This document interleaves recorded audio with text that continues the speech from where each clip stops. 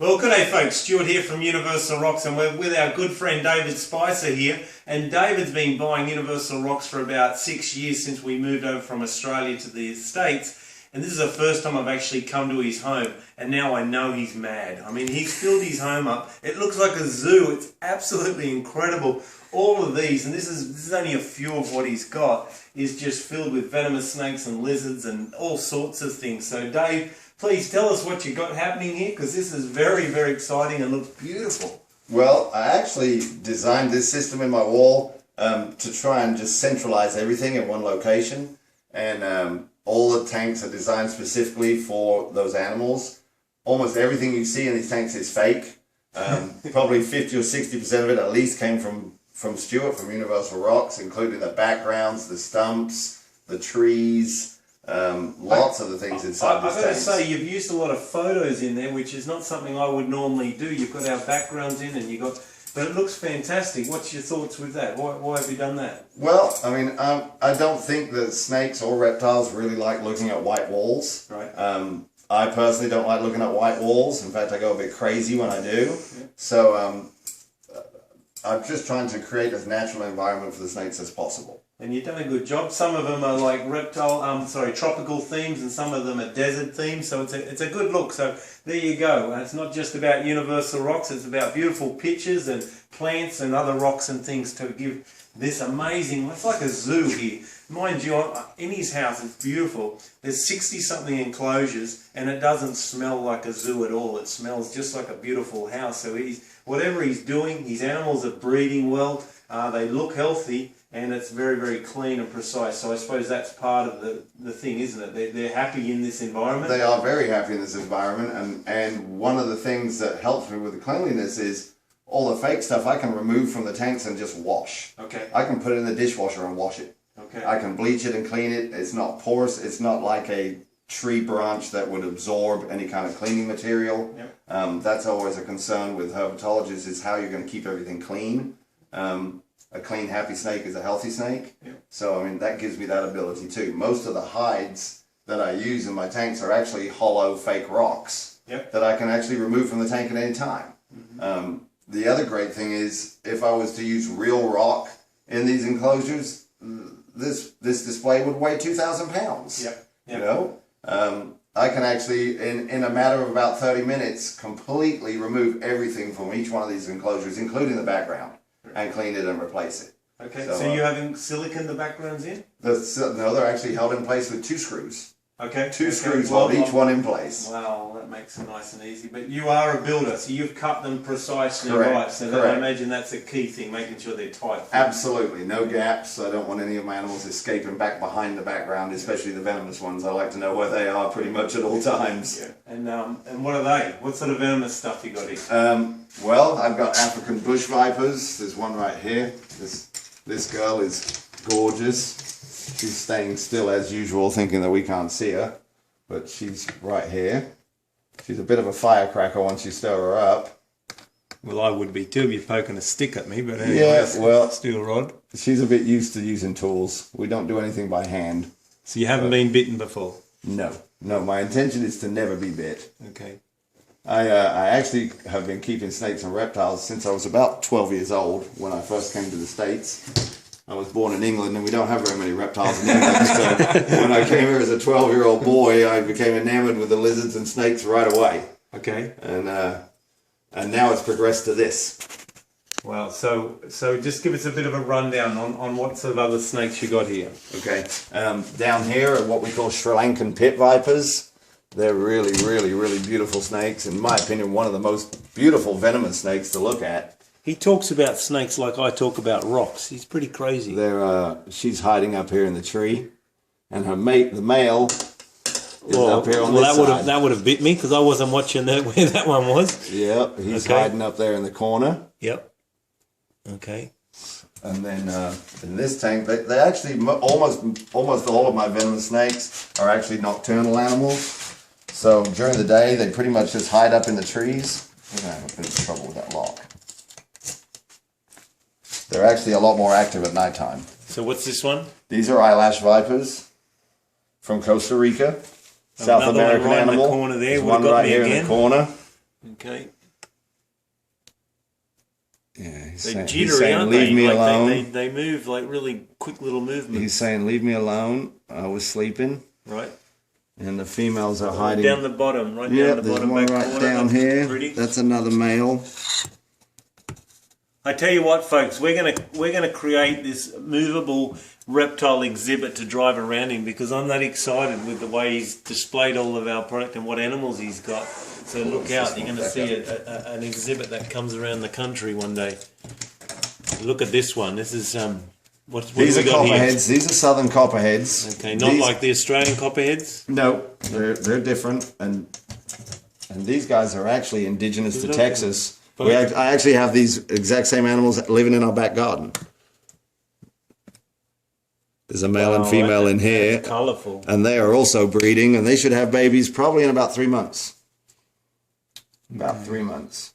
So you got a bit of everything. You got a real rocks in the bottom there. You got cork. You got universal rock, crystal wall. You've got a log. I know, probably from Petco, PetSmart. Yep, that's a PetSmart log. It sure is. It looks good. Looks good. Natural earth material on the bottom. Love it. Yep. Yep. And you were saying the other day to me that one of the reasons that your snakes do so well is because they can shed themselves really well on the rough surfaces. Correct. More so than having a Tupperware container that's all smooth. That's right. I mean, the universal rock backgrounds give them that texture right there in their enclosure. There are some breeders that believe in just keeping their snakes in a sterile condition. In fact, lots of breeders breed snakes in sweater boxes, believe it or not, which is a pretty miserable environment for a snake, in my opinion. Yep. A sweater box with a piece of newspaper on the bottom and a water bowl. Yep. This is a dodgy lock. That's the only one that's Dodgy lock. That's dodgy lock on the venomous tank. An English and Australian term, but as far as Americans don't know what that means. Yeah. Crap. Dodgy lock. Useless. Needs fixing. All that stuff. Replace it is what it means. Okay. Okay, we got it. Now, well, let's move. Yeah, go on. Let me show them these. These are bearded dragons. Oh, they're from home. I used to catch those growing up. They were never this happy when These you guys are pick nice them and up. happy. In fact, they meet you at the door. Look at meet you at the door wanting to eat, saying, "Where's my dinner?" You've already had some salad. Our ones were very angry when we'd catch them in the bush. These are actually they're my daughters, so she takes them to school with her. Yep. She watches telly with them sometimes. Climb on up there. Fantastic. Yeah, and it's pretty neat. I've got different wattage bulbs in different tanks. And night ones as well. night ones as well. And it's thermostatically controlled. These are just little miniature thermostats. Right, you have this set up sensationally. I should show you the back, the garage side, because you haven't seen the back. All you're seeing is the front side. That's where all the hard work's done. Yeah. Setting it up. Now these guys are quite unusual. These are venomous snakes from Asia. Okay. They're actually called red speckled palm vipers. And I believe that she's actually going to have babies too. You can see the scale separation on her back. They have been linked up pretty much since they've been in that tank every week or so. And I think she'll probably be having babies in about 4 or 5 months. Okay, do they get much bigger than that? No, she is adult size. They're both about adult size. Right. Well, let's go and have a look at some of the other bigger enclosures. Okay. Okay, Dave, well, this is another one of your enclosures, a bit bigger than the last ones we just looked at, and I'm pretty excited here. So, firstly, what lizard we got here? This is a Savannah Monitor. Okay. From Africa. He was purchased as a $25 baby lizard about 6 inches long. Okay, how old? How long ago? He's about 1.5 years old now. Ooh, he's big already. Yep, he has a healthy appetite. He eats small to medium-sized rats 2 times a week. Okay. And he's now been residing in this enclosure for about 3 months. I have to keep making the enclosures bigger and bigger and bigger for him as he grows. Well, I'm happy with that because you got to keep buying more stuff from me, so that's good for me. But I want to talk about that for a minute. He's got really big claws, and this is a bit of a sales pitch here, but Dave comes around and sort of grabs bits and pieces of what we've got, or new pieces I'm trying, and tests them out for me. So what he's got here is some foam. This is a foam background here, which you can't bend those foam backgrounds. They're rigid. This rock at the front is also a foam one. Look exactly the same as our flexible material, but you can't bend them.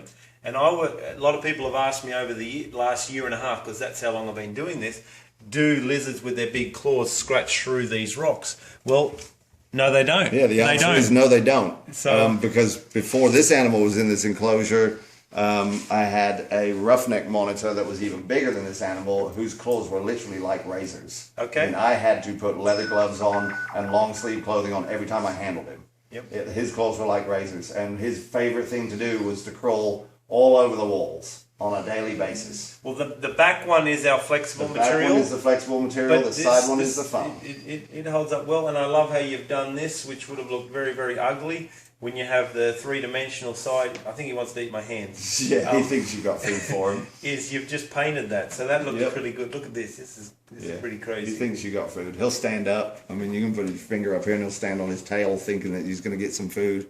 He's something else. Wow. Well, once again, this looks great. Again, you've got all the lights, you've got misters, you've got waters, you've got everything. It's pretty beautiful. Yeah, I've actually got water lines that run underneath the house because it's a pier and beam house. Wow. Like the reservoir, that the water system that serves that, built in the wall, there's a line that runs from that reservoir underneath the house that also services this one. Very impressive. The only thing I don't like is your water bowl. Yeah. So Universal Rocks obviously is not doing a good enough job with water bowls, and we will create some better ones. Let's go to your next ones. Let's go to the emeralds. So here we are in Dave's lounge room, and we've got another four big enclosures here. And let us know what we got in here, buddy. This is my emerald tree boa tanks. There's actually 9 animals here in these enclosures, and actually this tank in the middle, you're looking at the first piece of Universal Rock background that I ever purchased 6 years ago. Okay. So that piece of background has now been in service for 6 years. And you got a waterfall running over that, I can see. It has pumps mounted behind it because it's hollow. It enables me to put all the pumps, all the filters, everything is installed behind that background. Yep. And hidden so you can't even see it. Yep. And the water creates a natural waterfall with water flowing down the back of the background. This once again, this looks fantastic. This was a little bit foggy, but some of these other ones that aren't so foggy. So we'll do some close-up pictures in a minute or two to show you those. But they look like very healthy specimens. Had some friends one friend in particular in Australia who had big snakes like these that he got from Northern Territory. And well, I shouldn't say that actually where he got them from. Yeah, you might get But in trouble. anyway, so yeah, this looks really cool. Yeah. And the goal is to try and recreate their natural environment, you know, and the backgrounds, the hollow backgrounds, give me that ability. These animals thrive in high humidity, Right. and Right. so creating a high humidity environment for them is quite difficult unless you actually have water in the actual tank. Well, Benny, do some close-ups here. I love this one here with, once again, another waterfall going and plenty of spots for the animals. So have a look at that. So, Dave, what have you done here with the filtration? Because all down the bottom you've got the pebbles. What's going on here? Well, actually, the substrate in these tanks actually creates the filter. The rocks actually filter the water. The water comes down the background and actually flows through the rocks and then returns to the back of the background to the pumps and gets pumped back up the back of the background. It creates a natural filter. Yep. And the water, you can see the water stays very, very clean. I actually don't do water. I change water once every 6 months. Nice. I just add clean water to it as it evaporates, which is about once every 2 weeks. We have to add water to the tanks. Well, they look great again. And who would think this is in his lounge room and amongst a beautiful furniture? What's this? This is a jungle jag carpet python. He's an arboreal constrictor, and that's why he's in a tall vertical tank. They love to spend their times up in the tree canopy, and the big limb that you see in here is Universal Rock's product, along with the background. And the big rock you see in the foreground of the tank, that's also a hide. Typically he'll go off into that hide where it's nice and humid when he needs to shed. It was very easy to make it into a hide. It's actually a foam rock. I just cut a small opening in it, and he found it and started using it. Yep. And So, one of the things with that, for anyone else who buys them to cut holes in them, as the lizard or the snake or whatever it grows, you can just easily get a knife to it and cut another hole, cut it bigger if you need to. So it's pretty easy to work with. Yeah, I love the way this tank came out. It's actually one of my more favorite tanks. I really do like it. So what do we got here, Dave? What are these snakes? These are albino prairie rattlesnakes. It's a pair. This is the female. This is the male. They're very happy in here. He's probably going to go clear off into his cave. And you've created the whole back of the background there as a cave as well. Oh, listen to it rattle away, yeah? Yep, the whole background actually is a natural cave. In nature, they actually seek out caves to breed and hide in and hibernate in. Yep. So the background gave me the ability to do that. And these mate, have you had babies from these before? I haven't had babies from them yet. They're only just now breeding age, but they have been breeding like crazy. And I actually suspect that the female is gravid and is actually growing babies right now as we speak. So, well, let's go to some of your other enclosures because you have a lot of stuff to look at. oh, girly. How'd you come? You'll probably come out of this hole over here. Come on. There she is. Shit. Right out of your stump, your universal rock stump. Yeah, that's the girl. And the boy's in here. Is that too. them making that noise? Yeah. Not happy. Oh, Oh, there's he the boy. comes. He comes out the other way. Yeah. I Oh, love wow. these guys because they make S's across the sand. That's why I got them. Because they make that S shape when they go sideways. Watch them go. Well, we don't have any of these in Australia, Dave. This sounds fantastic. So Yeah. they don't really give us the warning in Australia. They just whack you. Right. Like the brown snakes and Yeah, stuff like that. Yep. More like a cobra, a brown snake is. So, yeah, she's going to have more babies. She had 7 babies right here in this tank. And I've got pictures of all that too. Well, once again, what was this? This was a jewellery bit of furniture, wasn't it? Yeah, jewelry display case. Yeah, right. Yep. $40 off Craigslist.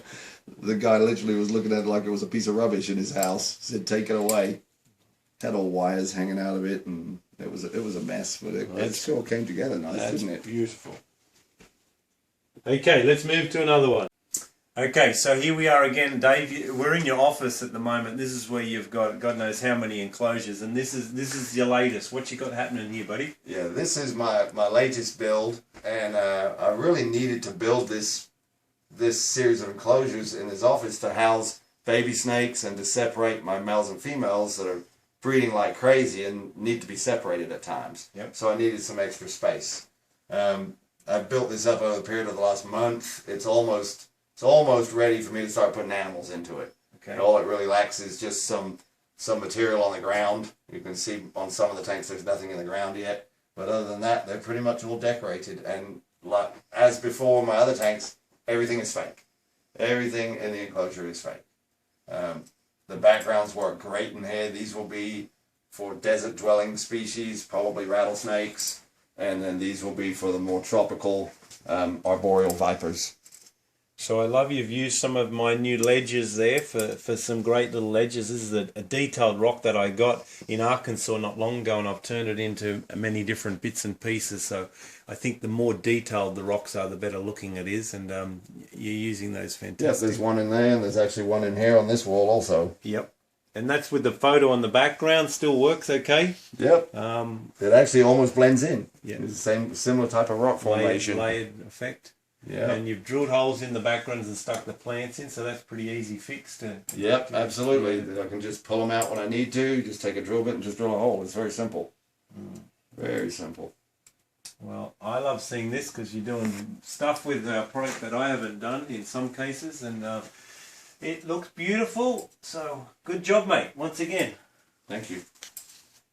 Okay, here we are in the corner of his office again with another, I don't know, 10, 15 enclosures here. So what's in these, Dave? These are all juvenile arboreal vipers. They're basically animals that were bought as babies that I'm growing up with the intention of breeding them eventually. This is an eyelash viper in this tank. She's hiding up in the back corner. Yep. These animals spend most of their time up off the ground. These are speckled palm vipers. Very special animals. Very, very privileged to have a pair of those in my house. Yep. Hopefully they will breed for me. Are you going to put them in a big enclosure than this, or is They are going to go into a bigger enclosure. They're going to get moved into the wall build that we just showed. Okay. And in actuality, I probably will end up deleting these 3 tanks when these animals go into that wall. Okay. What do you got over here? You got a little rattlesnake. Yeah, over here is a pair of banded rock rattlesnakes. and you can see him hanging out there on the fake rock background from Universal Rocks, just like he would in his natural environment. They're from New Mexico. They live in the mountains in New Mexico and rocky areas in New Mexico, and that the Universal Rocks background there recreates their natural environment to a T. Right. They're very, very happy. Are they going to get bigger than that? They are going to get bigger than that. They will end up being about the same size as the sidewinders. They're a small breed rattlesnake. Right. But yeah, very, very, very, very nice animals, and also very, very, very toxic venom. Okay. Very dangerous venom. Well, once again, these are cool, and he's used some of our bark at the back, which is not really on the internet too much, I think, but we do have big panels of tree bark of different sorts, so this has actually come to a great use in these smaller tanks, especially where the animals are used to living in trees, not around rocks, so look out for that if you've got snakes that need that sort of environment. Yeah, and they really, really like the tree bark. It's very natural for them. Well, I think, I suppose another sales pitch with you don't seem to use the cork as a background, because that's sold a lot. Yeah, I don't really like the cork. A lot of my tanks have mist heads, as you've probably seen in the pictures, and they're high humidity tanks, and the cork backgrounds absorb moisture, and then you get issues with mold and smell, and I don't really want to smell my reptiles particularly, you know. Right. It's really not the reptiles that you're smelling when you have a cork background. It's more the moldy, rotten cork that's getting wet in the bottom that absorbs all that moisture. Right. And the other thing I'll say is I've never had to throw away a Universal Rocks background. Yep. You know, when I used to use cork and used to use bark, it would be usable for about a year, take it out, throw it away, and go and buy another piece. Okay. You know, this stuff I've used and reused. I've taken it from one tank, I moved it to another tank. It's literally I remove it from the tank and just wash it. Yep. You know, and it's reusable again. Well, this is good. Let's finish off with your chameleon exhibit. Well, Dave, you got some chameleons in here, different sorts. I actually was fortunate enough to have a few chameleons in Australia, which I probably wasn't meant to have, but I did have them for a while, and there's a lot of them over in America, and they're a cool animal. So tell us what sort of types you got here. Okay, this in the big vertical tank, this is called a Mellor's chameleon. I've used the Universal Rocks background. It's actually a palm tree background that was intended. I think you were going to make palm trees out of them. Yeah, that's new. So if you do want it, you do see this on the internet, just call us up and we'll find your piece. But it's not on the internet. Yeah, and I put that in the back of the background because these animals again are they like high humidity, and they have lots of water is needed in their tanks, and the background enables that screen tank to be just closed off to the wall, so I don't damage the wall in my home. Yep. Typically, chameleons are kept in screen enclosures because they like a lot of ventilation. They can actually have problems with respiratory infections. And I've used the palm tree one in here and a different tree background in this environment. And they work very well. The chameleons are very happy. Well, they look healthy. They look fantastic, actually. And super happy animals. And you got some more on the table.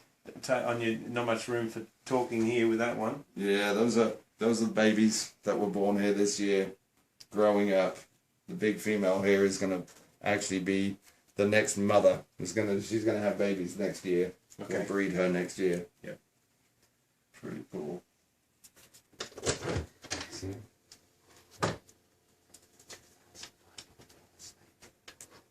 Have to make payments on him. Yeah, this one, he's cooperating. He's all pretty cool.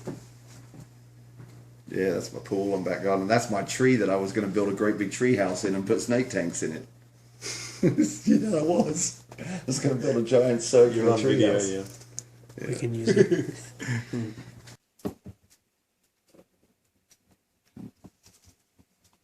Come on, guys, rattle for me. Underneath. I wish I could lift it up enough so you could see it. But it's completely hollow underneath there. See that? Yeah. It's got PVC pipes, and that way all my mist heads and all my sprayers can run, and all the water just comes down to the bottom and flows out underneath the house. So there is a wet spot underneath my house right here that I'm sure the animals are probably taking advantage of. Mm-hmm. That's one of the reasons why chameleons typically are smelly animals. They shit a lot. And look at the size of that. Yeah. So, yeah, if everything goes out under the house, then it doesn't smell in here. Yep. Okay.